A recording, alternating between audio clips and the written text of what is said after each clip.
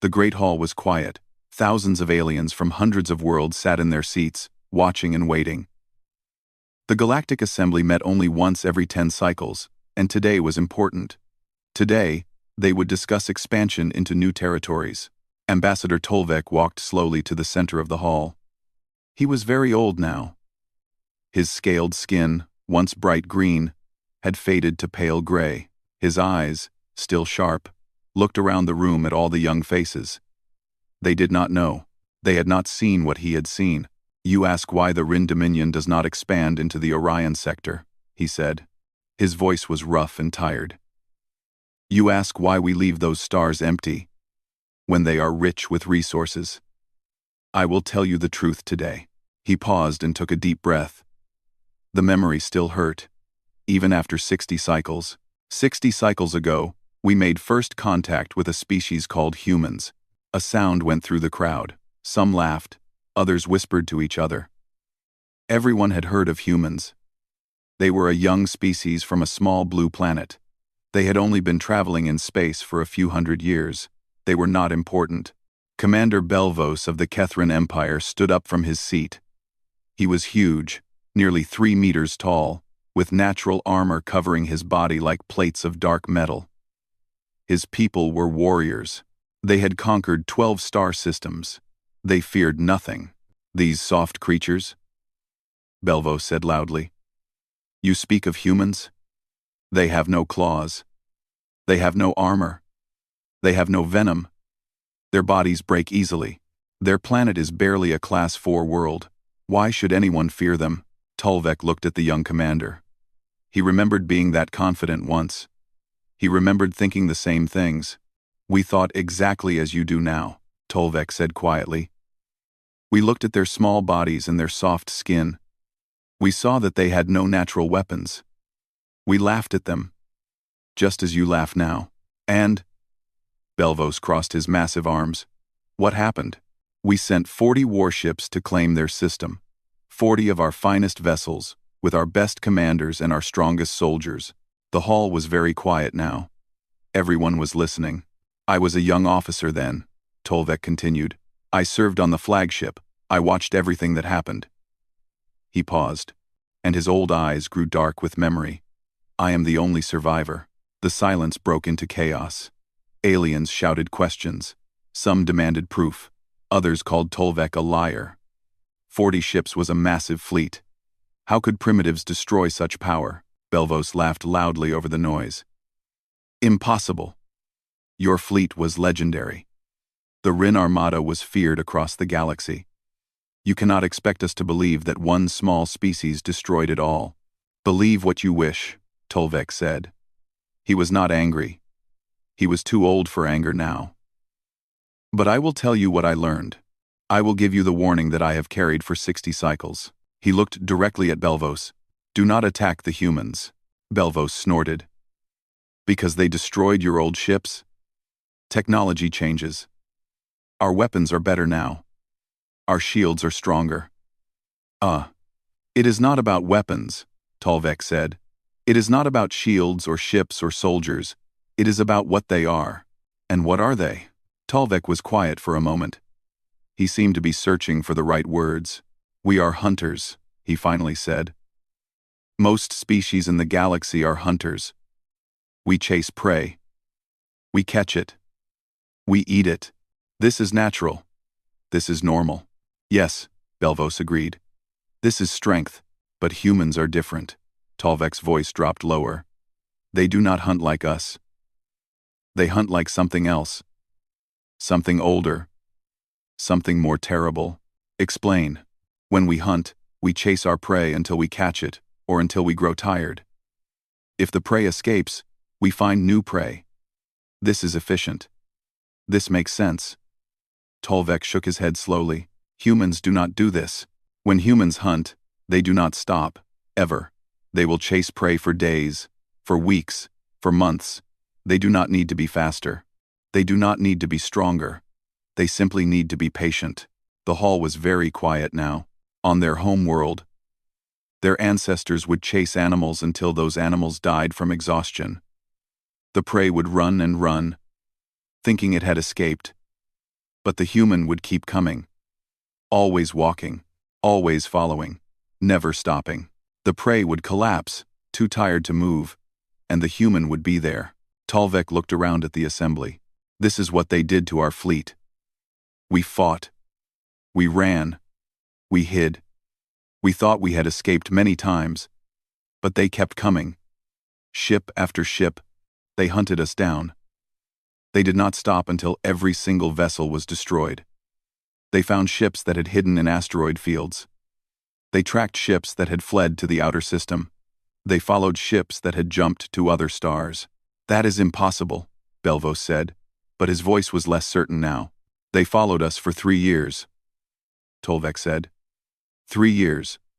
They never stopped. They never gave up. They hunted every last ship. I only survived because my escape pod was damaged and drifting without power. They thought I was dead. He took a step toward Belvos. If you attack them, they will not just defend themselves. They will remember. They will plan. They will prepare. And then they will come for you. Not just your fleet. Not just your soldiers. They will come for everything. They do not forgive. They do not forget. And they do not stop. Belvos was silent for a long moment. Then he laughed again. But the sound was forced. Stories from a frightened old man, he said. The Kethran Empire does not fear soft creatures who walk slowly. We are conquerors. We have crushed species far more dangerous than humans. You have conquered species who fight like you fight, Tolvek said. Species who charge and clash and retreat when beaten. Humans do not fight this way. They fight to win. They fight without honor, without rules, without mercy, and they fight until the end. Belvos turned away. Enough of this. The Kethran Empire will expand where it wishes. If humans stand in our way, they will fall like all the others. Tolvek watched him go. He had tried. He had given the warning. He could do nothing more. 3 weeks later, Commander Belvos assembled a fleet of 100 warships.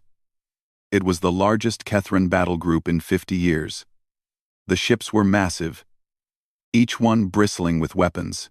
The soldiers aboard were eager for glory and conquest. The fleet entered hyperspace with a single destination, the Sol system. Tolvek heard the news in his small home on the Rin homeworld. He sat in his chair and closed his eyes. They will learn, he whispered to himself. They will all learn, and none of them will return to tell the tale. In the darkness of space, 100 warships carried 10,000 Kethran warriors toward a small blue planet. They expected easy victory. They expected primitive resistance. They expected to add another system to their great empire. They did not know that humanity had been watching. They did not know that humanity had been waiting. They did not know that, for decades, humanity had been preparing for exactly this moment. The hunters were coming. But they did not understand that they were walking into the den of something far more dangerous than any prey. They were about to meet true predators. Admiral Yuna was sleeping when the alarm came. She woke instantly, as all soldiers learn to do, and looked at the screen beside her bed. The message was simple. Unknown vessels detected. Neptune boundary crossed. She was dressed and in the command center within 4 minutes. The room was busy but calm. Officers moved between stations, checking data and sending orders. Large screens showed the outer solar system, where 100 red dots were moving toward Earth. Report, Yuna said. Commander Junho turned to face her. He was young, only 32. But he was good at his job. 100 alien warships, Admiral. They crossed Neptune's orbit 20 minutes ago. They are not responding to any communication attempts. Classification? Kethran Empire. Heavy warships, all of them. Weapons are powered. Shields are active. Junho paused. They are coming in attack formation. Yuna nodded slowly. Humanity had known this day would come. Since the first alien signals were detected 50 years ago, Earth had been preparing. They had built ships in secret. They had planted defenses throughout the solar system. They had trained soldiers for a war they hoped would never happen. Now that war was here. Wake Captain Dohyun, Yuna ordered. Tell him to activate the Ghost Fleet. The order went out. Deep in the asteroid belt, hidden among thousands of rocks, a ship received the signal. Its name was the Vengeful Dawn, and it had been waiting for 3 years. Captain Do-hyun was 34 years old. He had been born on a colony ship traveling between Mars and the outer stations. He had never lived on Earth, never felt real gravity until he was 12. Space was his home, darkness was his friend. He read the orders twice, then smiled. It was not a happy smile. "All stations," he said into the shipwide communicator. "This is the captain. We have contact. 100 enemy vessels approaching Earth. Our orders are clear. None of them leave." The Vengeful Dawn was humanity's first stealth carrier. It was painted black, covered in materials that absorbed sensor signals, and ran so cold that it was almost invisible against the background of space. 2,000 crew members lived aboard. They had trained for 5 years in silence, in darkness, learning to wait and watch and strike without warning. Around the Vengeful Dawn, 11 more ships powered up their systems. The Ghost Fleet was awake. Commander Belvos stood on the bridge of his flagship, the Kethrin Pride. He watched the blue planet growing larger on his screen. "It was beautiful," he admitted. "Blue oceans, white clouds, green land. It would make a fine colony." "Any response to our approach?" he asked. "Nothing, Commander," his communications officer reported. "All channels are silent. We detect no military vessels in the system." Belvos frowned. This was strange. Even primitive species usually tried to defend themselves. The humans must know the fleet was coming. Why were they not responding? "Perhaps they are afraid," his second officer suggested. "Perhaps they know they cannot win." "Perhaps," Belvos said. But something felt wrong. The old ambassador's words echoed in his mind. "They do not stop. They do not forgive." He pushed the thought away. The Rin were weak. The Kethrin were strong. These humans would learn their place. "Continue approach," he ordered. "Formation Delta. We will establish orbit around their world and demand surrender." The fleet moved forward, passing Jupiter's orbit. They moved in perfect formation. 100 ships arranged like a spear pointed at Earth. Their weapons were ready. Their soldiers were eager. Victory was certain. Then the mines activated. The first explosion took out 3 ships instantly. They had flown directly into a field of antimatter charges that had been hidden in space for 20 years. The detonations were silent in the vacuum, but on sensors they blazed like small suns. Belvos grabbed his command chair as his ship shook from the shockwave. "What is happening?" he roared. "Mines!" someone shouted. "They have mined the approach lanes." More explosions. 4 ships. 7 ships. The fleet scattered, breaking formation to avoid the invisible death hidden in the darkness. But the mines were everywhere. They had been planted along every possible approach to Earth, thousands of them, waiting patiently for this moment. When the explosions stopped, 17 Kethrin ships were gone. Just gone. Nothing remained but expanding clouds of metal and gas.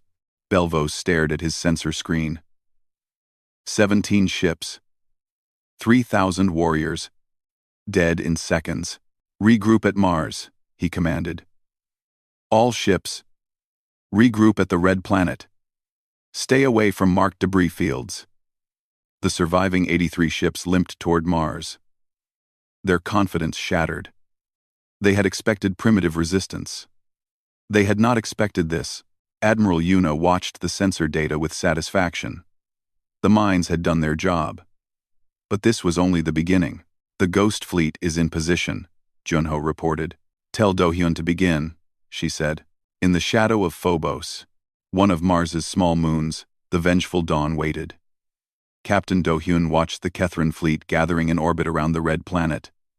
They were trying to reorganize, to understand what had happened. They did not see his ship. They could not see his ship. That was the point. "Weapons," Do-hyun said calmly. "Target the 3 largest vessels. Fire on my mark." The Vengeful Dawn carried railguns. These were simple weapons, really. They used electromagnetic force to launch metal projectiles at incredible speed. No explosives. No fancy technology. Just metal, moving very, very fast. Mark.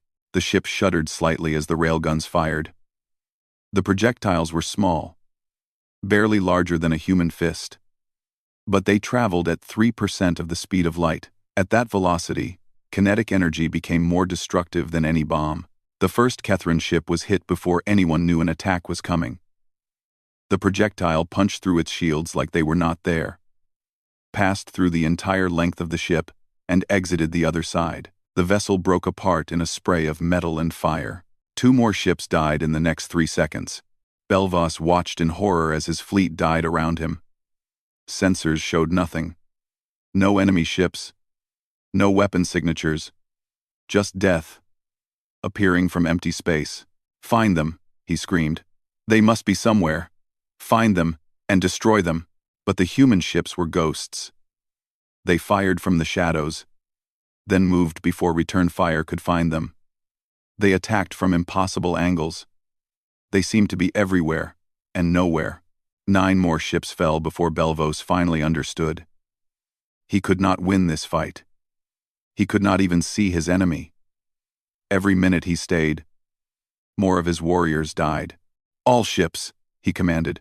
"Retreat, jump to hyperspace. We are leaving." The surviving Kethran vessels turned to run.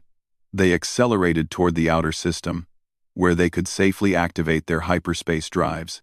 They had come with 100 ships. They fled with 54. They thought the battle was over. They thought escape was possible. They were wrong. Lieutenant Minji received the order in her fighter. She was sitting in the cockpit of her small, fast ship, watching the Kethran fleet run. "Pursuit Squadron, this is command," the voice said in her ear. "The enemy is retreating toward the asteroid belt. Your orders: do not let them reach hyperspace. Not one ship escapes." Minji smiled. Her call sign was Patient Wolf, and she had earned it.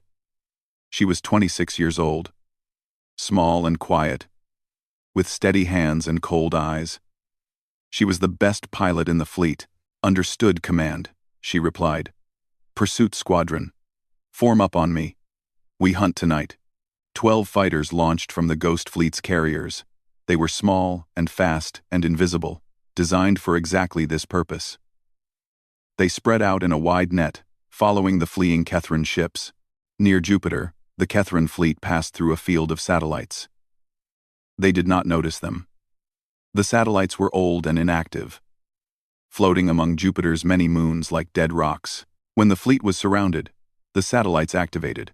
Massive electromagnetic pulses shot out, frying systems and disabling hyperspace drives. The Kethran ships found they could not jump. They could not escape. They could only run on normal engines, trying to reach the edge of the system. But normal engines were slow, and the humans were patient. Very, very patient. Belvos stood on his damaged bridge and finally understood. Tolvek had been right. These creatures did not fight like warriors. They did not seek glory or honor. They fought like something else. They fought like hunters tracking wounded prey, and he was the prey. The asteroid belt stretched across millions of kilometers.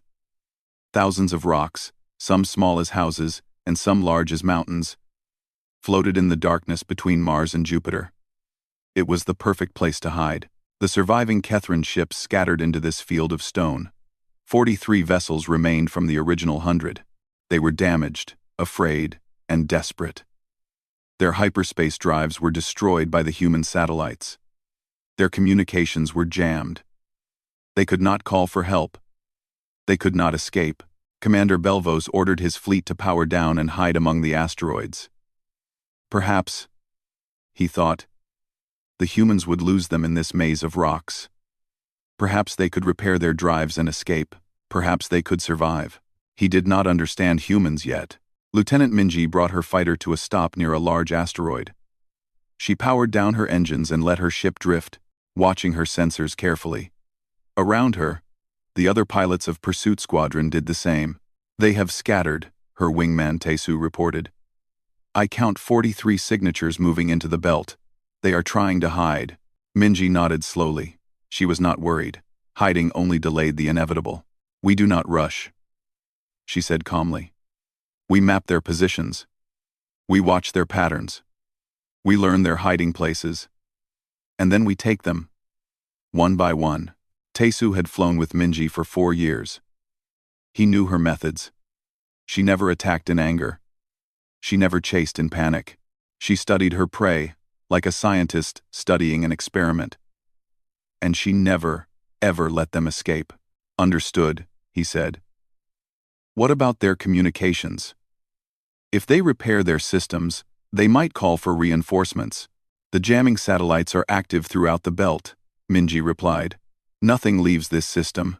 Not signals, not ships, not survivors." She said the last word without emotion. It was simply a fact. The humans had decided that none of the Kethrin would escape. It was not personal. It was not cruel. It was just the way it had to be. For the next 12 hours, Pursuit Squadron mapped the asteroid belt. They sent tiny drone sensors between the rocks, recording heat signatures and energy readings. They built a complete picture of where every Kethrin ship was hiding. The Kethrin thought they were invisible. They were wrong. On the 3rd day, Minji began the hunt. The first target was a damaged destroyer hiding in the shadow of a large asteroid. Its crew had powered down everything except basic life support, trying to be invisible. Minji approached slowly, letting her ship drift on momentum alone. No engines. No energy signatures. Just a small black shape moving through the darkness. She came within 200 meters before firing. Her weapons were not loud or dramatic. A single precise shot to the engine section. Then another to the weapon systems. The destroyer was disabled in seconds. "Target neutralized," she reported. "Boarding team, move in." A shuttle launched from one of the human carriers hidden in the outer belt. It carried 20 Marines in heavy armor. They attached to the Kethrin ship and cut through the hull. The fight inside lasted 3 minutes. The Kethrin were fierce warriors, but they were confused and frightened, fighting in tight corridors against enemies they could barely see. The human Marines used smoke and darkness, attacking from unexpected angles, never giving the Kethrin time to organize. When it was over, 15 Kethrin warriors were dead. 2 were captured for questioning. The ship was marked for salvage. Sergeant Sujin led the boarding team. She was 30 years old, tall for a human woman, with short black hair and scars on her arms from a dozen battles. She did not enjoy killing, but she was very good at it. "First ship secured," she reported. "Moving to extraction point." Minji acknowledged the message and moved to the next target. This pattern continued for 72 hours. The human ships moved through the asteroid belt like ghosts, finding Kethrin vessels one by one. Sometimes they destroyed the ships with weapons fire. Sometimes they boarded and captured them. It depended on what was most efficient. The Kethrin tried to fight back. They tried to group together for protection. But every time they moved, the humans tracked them. Every time they hid, the humans found them. Every time they thought they were safe, death came from the darkness. Commander Belvos watched his fleet die around him. His communications showed ship after ship going silent. 43 ships became 35. Then 28. Then 19. "They are hunting us," his second officer whispered. "Like animals. They are hunting us like animals." Belvos did not respond. He was thinking about Tolvek's words. They do not stop. They do not forgive. Now he understood what the old ambassador meant. These humans did not fight like any species he had ever faced. They did not charge into battle seeking glory. They did not announce themselves with challenges and war cries. They simply killed.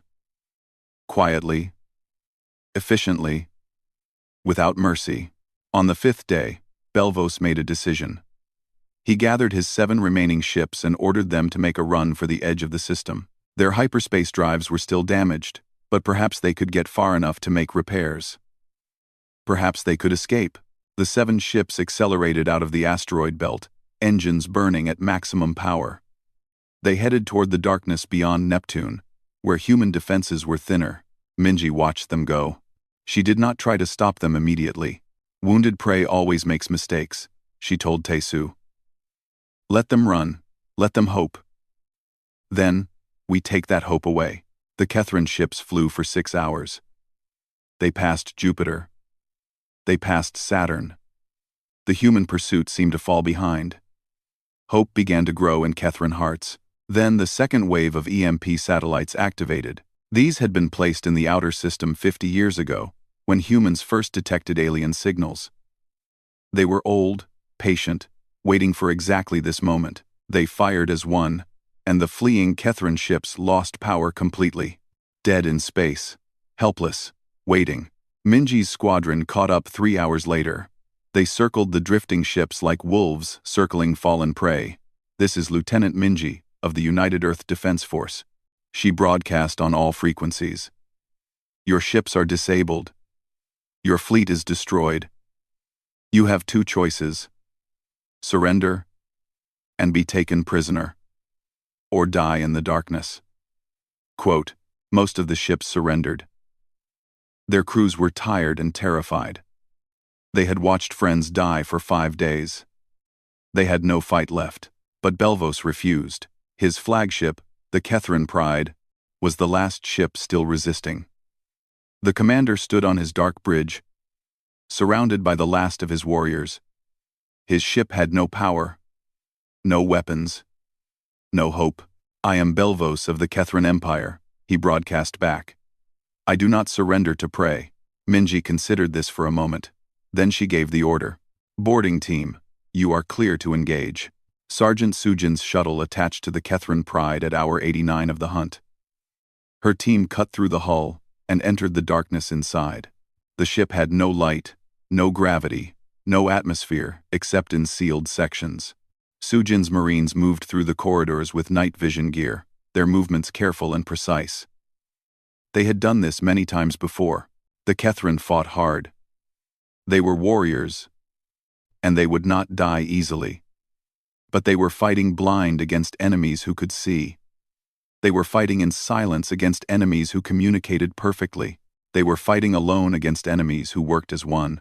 Sujin found Commander Belvos on the bridge. He was the last one standing, a massive figure in the darkness. Holding a weapon he could not aim, she stepped out of the shadows in front of him. Her armor was black, invisible in the darkness. Her visor glowed faintly red.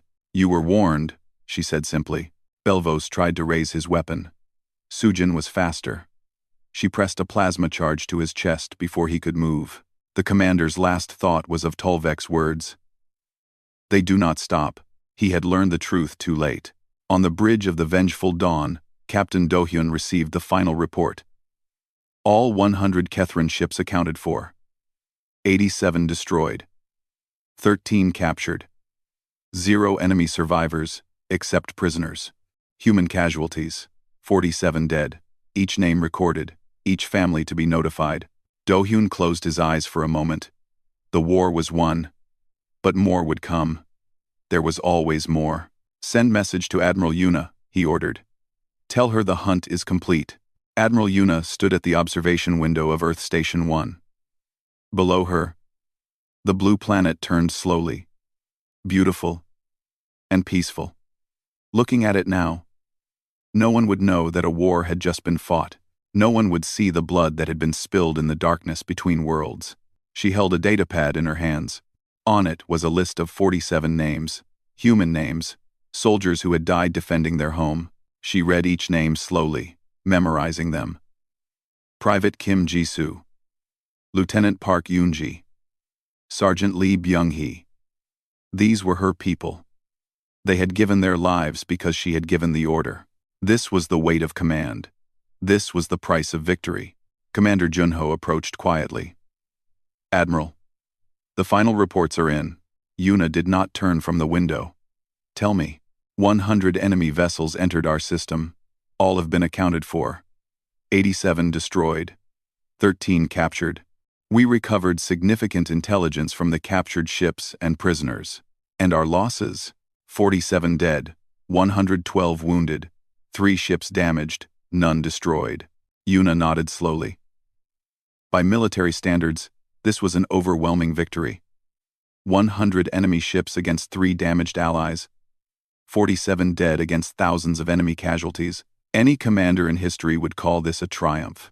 But 47 families would receive messages today. 47 homes would have empty chairs. 47 people would never see their children grow up, never hold their loved ones again, never walk under an open sky. Victory always came with a price. "What do we do with the wreckage?" Junho asked. Yuna was silent for a long moment. She was thinking about the future. The Kethran Empire would learn what happened here. Other species would hear rumors. The galaxy was about to discover that humanity existed, that humanity could fight, and that humanity could win. How they delivered this message would shape the next 100 years of human history. "Leave one ship intact," she finally said. "Choose one of the smaller vessels. Repair its beacon and basic navigation. Load it with footage from the battle. Everything our ships recorded." Junho looked surprised. "You want to send them evidence?" "I want to send them a message." Yuna turned from the window, her eyes hard. "They came here to conquer us. They came here to make us slaves or corpses. I want every species in the galaxy to know what happens to those who attack humanity. What message should we include?" Yuna walked to her desk and sat down. She picked up a stylus and began to write. The words came slowly at first, then faster. She was not a poet, she was a soldier. But sometimes soldiers had to speak in ways that would be remembered. When she finished, she read the message aloud. "To the Kethran Empire, and all who would follow, 100 ships entered our space. None left alive. We did not seek this war. We did not want this conflict. Your commanders were warned. Your emperor was told. You chose to attack anyway. We will not apologize for defending our home. Hear us now.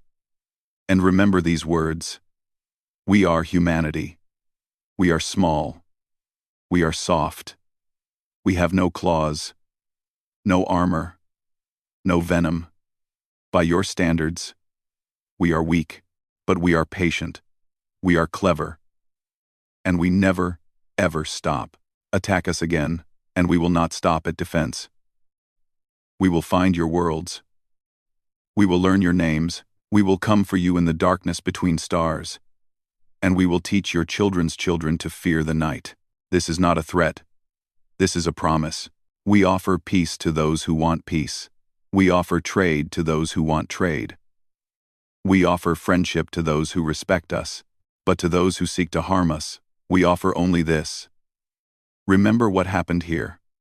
Remember the 100 ships that never returned. Remember the thousands of warriors who died in silence, hunted like prey, and ask yourselves if any conquest is worth facing humanity. We do not forget. We do not forgive. And we do not stop. Choose wisely. Junho was quiet when she finished. The words were simple, but they carried weight. They were a warning and a welcome at the same time. They told the galaxy exactly what kind of species humanity was. "It is good," he finally said. "It is very good. Have it translated into every known alien language," Yuna ordered. "Load it onto the beacon ship, along with all battle footage. Make sure they see everything. The mines, the ambush, the hunt. Let them watch their fleet die, piece by piece. Some will say this is cruel. Some will say we should have let them go, pretended this never happened, hoped no one would come back." Yuna shook her head. "That is not who we are. We hide when we must. We strike from shadows when we must. But we do not lie about what we are." The beacon ship was prepared over the next week. Engineers repaired its basic systems while keeping weapons and hyperspace drives disabled. They loaded the memory cores with hundreds of hours of footage, every angle of the battle, every moment of the hunt. They also added something else. The recorded testimony of the surviving Kethran prisoners. These warriors spoke of what they had experienced. They described ships appearing from nowhere, weapons striking from empty space, being hunted through the asteroid belt for days. Their voices shook as they spoke. These were proud soldiers who had never known fear before. Now they had learned what fear meant. When everything was ready, the beacon ship was launched toward Kethran space. It traveled on autopilot, a dead vessel carrying a message across the stars. 3 months later, it arrived. The Kethran Emperor himself watched the footage. He sat in his throne room, surrounded by his generals and advisors, and watched his fleet die on a massive screen. He saw the mines detonate, destroying ships in the first seconds. He saw the ghost attacks, weapons appearing from nowhere to tear through armor and shields. He saw the long hunt, ships being picked off one by one in the asteroid belt. And he saw Sergeant Sujin standing over Commander Belvos in the darkness, her words clear and cold. "You were warned." When the footage ended, the throne room was silent. No one moved. No one spoke. The Emperor was very old, older even than Ambassador Tolvek.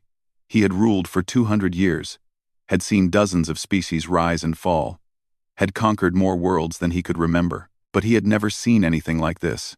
"What are our options?" he finally asked. His chief general stepped forward. "We could send a larger fleet.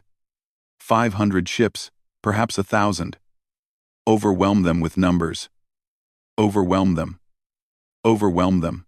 And how many would return?" The general was silent. Another advisor spoke. "We could develop new weapons, counter their technology, find weaknesses to exploit." "They hid those mines for 20 years, the Emperor said quietly. "They built ships we cannot see, weapons we cannot track. What else have they been hiding? What else are they prepared for?" No one had an answer. The Emperor looked at the frozen image on the screen. It showed Earth, the small blue planet, hanging in space like a jewel. So beautiful, so ordinary, so deadly. "Send a message to all border commanders," he ordered. "No Kethran vessel is to approach the Sol system. No Kethran ship is to engage human vessels anywhere in the galaxy. This is absolute. This is permanent." His advisors looked shocked. The Kethran had never retreated from anything. They were conquerors. They were warriors. They did not show weakness. "Your Majesty," the general protested, "if other species learn we are afraid of these humans, they will think us weak." "Then let them think us weak," the Emperor said. "Better to be thought weak than to be dead." He stood from his throne and walked to the screen, staring at the blue planet. "I am 400 years old," he said softly. "I have fought in 100 wars, conquered 50 worlds, destroyed enemies beyond counting. But I have never seen a species fight like this. I have never seen such patience, such determination, such willingness to sacrifice everything for victory." He turned to face his advisors. "These humans are not prey. They are not victims. They are something we have never faced before. And I will not sacrifice more of my people to learn how dangerous they truly are." The order went out. The Kethran Empire officially ended all hostilities with humanity. No explanation was given. No admission of defeat was made. The subject was simply never discussed. But rumors spread through the galaxy. Stories of 100 ships that vanished. Tales of a small blue world that devoured armies. Warnings passed from species to species, growing larger with each telling. And in the center of it all, Earth continued to turn. Peaceful. Beautiful. Waiting. Humanity had sent its message. Now they would wait to see who was listening. 50 years had passed since the Battle of Sol. The galaxy had changed in those 50 years. Empires had risen and fallen. New species had discovered space travel. Old alliances had broken, and new ones had formed. The great wheel of galactic civilization continued to turn, as it always had. But some things remained constant. And one truth was now accepted by every species that traveled between the stars. Do not attack the humans. Admiral Yuna had retired long ago. She lived on Earth now, in a small house near the ocean, where she could watch the waves and remember quieter times. She was old, her hair white, her hands marked with age spots, but her eyes were still sharp, still watchful. She received visitors sometimes. Young officers seeking wisdom. Old veterans sharing memories. Historians wanting to record the truth before it was lost to legend. Today, her visitor was different. The alien stood on her porch, tall and thin, with gray scales that had faded almost to white. He moved slowly, carefully, like someone carrying a great weight. "Ambassador Tolvek," Yuna said. She was not surprised to see him. She had known this meeting would happen someday. "Please, come in." They sat together in her small living room, two old soldiers from opposite sides of a war that had ended before it truly began. "You know who I am," Tolvek said. "I know what you did," Yuna replied. "You tried to warn them. You tried to stop the invasion before it started. I failed. You spoke the truth. That is never failure." Yuna poured tea for both of them. A simple human gesture of hospitality. "Why are you here, Ambassador? Why are you here?" "Ambassador." Tolvek was quiet for a long moment. When he spoke, his voice was heavy with decades of memory. "I came to understand," he said. 60 years ago, your people destroyed my fleet. I was the only survivor. I have spent my life since then trying to understand why. How? What made you different? And have you found your answer? I thought I had. I told the Kethran that you were patient hunters who never stopped pursuing prey. That was true. But it was not the whole truth. Tolvek looked at her with ancient eyes. I watched your species for 50 years. I watched you build colonies on 12 worlds. I watched you trade with 100 species. I watched you make friends with former enemies. He shook his head slowly. You could have conquered the galaxy by now. Your technology is advanced. Your soldiers are skilled. You have weapons that other species cannot match. But you did not conquer. Why? Yuna smiled slightly. Because conquest is not who we are. We fight when we must. We defend what we love. But we do not want to rule others. We only want to be left alone to live our lives. This makes no sense to me, Tolvek admitted. In my experience, power is used. Those who have strength use it to dominate those who are weak. This is the way of the galaxy. Perhaps that is why the galaxy is always at war. Yuna sipped her tea. We learned a long time ago that true strength is not about domination. It is about being so dangerous that no one dares to threaten what you love. Far across the solar system, Captain Do-hyun walked the corridors of the newest human defense station. He was older now, his hair gray, his face lined with years, but he still commanded the defense force, still watched the darkness between stars for threats to his people. The station was called Vigilance. It orbited Neptune, watching the approaches to Sol system with sensors that could detect a ship jumping to hyperspace from 50 light-years away. It was just one of 1,000 such stations, a web of defenses that covered human space like an invisible shield. A young officer approached him. Captain, we have contact. 3 vessels approaching the system boundary. Do-hyun felt the old tension return. 50 years of peace had not made him forget. It had only made him more careful. Classification? Unknown. They are transmitting peaceful intentions on all frequencies. Do-hyun nodded. Maintain watch. If they deviate from declared course, sound general alert.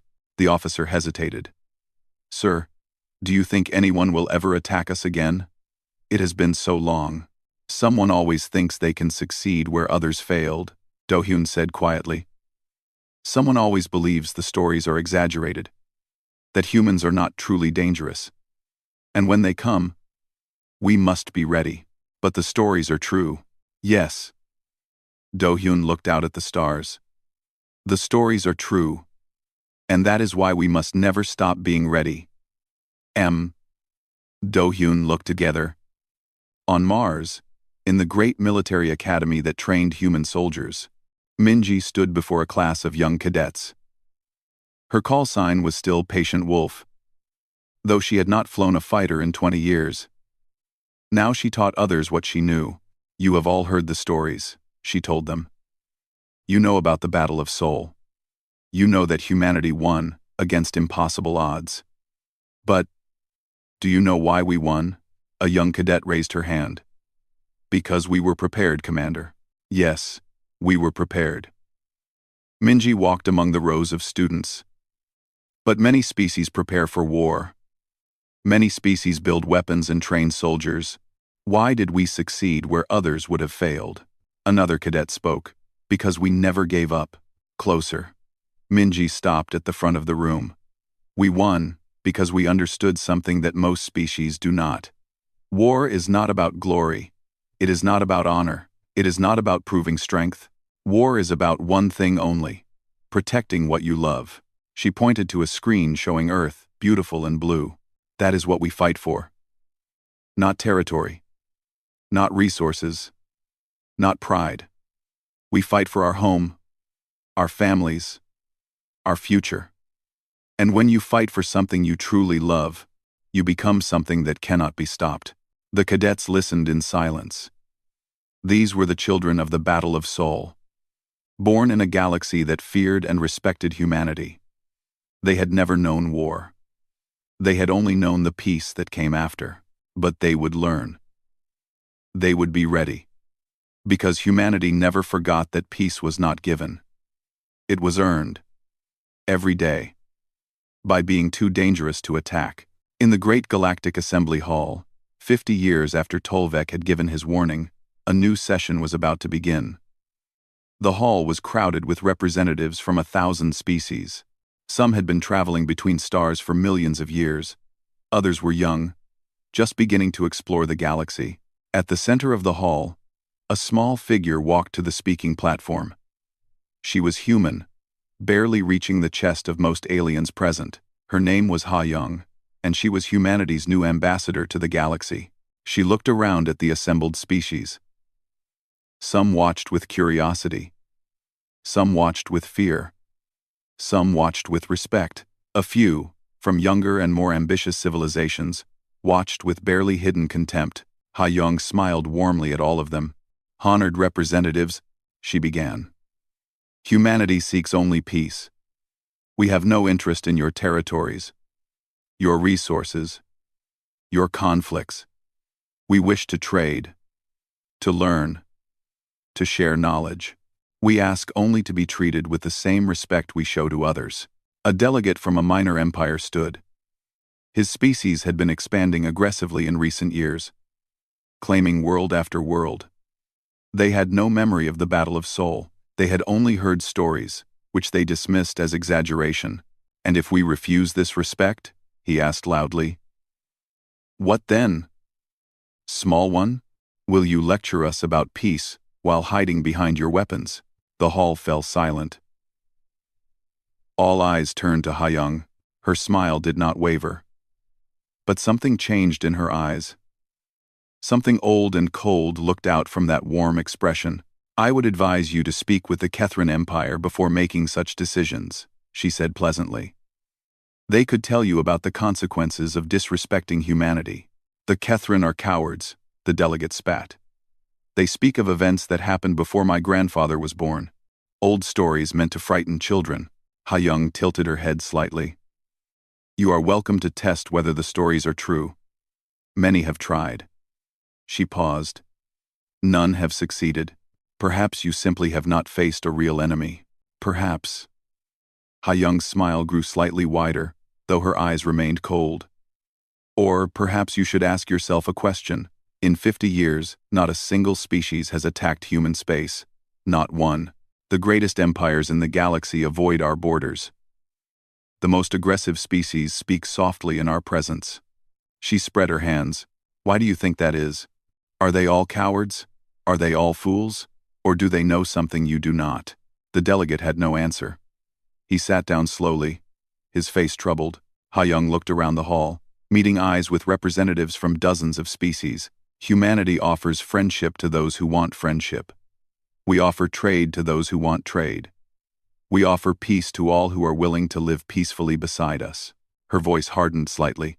But we also remember. We remember every threat. We remember every insult. We remember every species that looked at our small bodies and soft skin and thought us weak. She let the silence stretch for a long moment. We are still here. Where are they? No one answered. No one needed to. The Galactic Assembly continued its business. Trade agreements were discussed. Treaties were signed. The ordinary work of civilization went on, but everyone in the hall remembered Ha Young's words. Everyone looked at the small human ambassador with new eyes. Everyone understood, perhaps for the first time, why the galaxy had learned to leave humanity alone. In her small house by the ocean, Admiral Yuna finished her tea with Ambassador Tolvek. Outside, the sun was setting over the water, painting the sky in shades of orange and gold. "Thank you for your time, Admiral," Tolvek said. "I think I finally understand." "What do you understand?" The old alien stood slowly. "You are not the most powerful species in the galaxy. You are not the oldest or the wisest. But you have something no other species has." "And what is that?" Tolvek looked at the sunset, at the beautiful world that humanity had fought so hard to protect. "You know exactly who you are. You know exactly what you will fight for. And you know exactly how far you will go to protect it." He turned to face her. "That certainty is more powerful than any weapon. It cannot be conquered. It cannot be broken. It can only be respected." Yuna nodded slowly. "We are not perfect, Ambassador. We have made mistakes. We have done terrible things in our history. But we learn. We grow. We become better. And you never stop." "No," Yuna smiled. "We never stop." Tolvek left as the stars began to appear in the darkening sky. Yuna watched him go, then turned back to the ocean, to the world she had spent her life defending. Somewhere out there, in the vast darkness between galaxies, humanity was building, growing, expanding, not as conquerors, but as explorers, not as rulers, but as neighbors. They carried with them the lesson of the Battle of Seoul, the truth that had kept them safe for 50 years. Be kind, be peaceful, be generous, but never, ever let anyone forget that you can be something else if you need to be. The stars turned overhead, indifferent and eternal. And humanity continued on, patient as ever, building a future among them. One day, another species would test them. One day, another fleet would come. Humanity would be ready. They always were.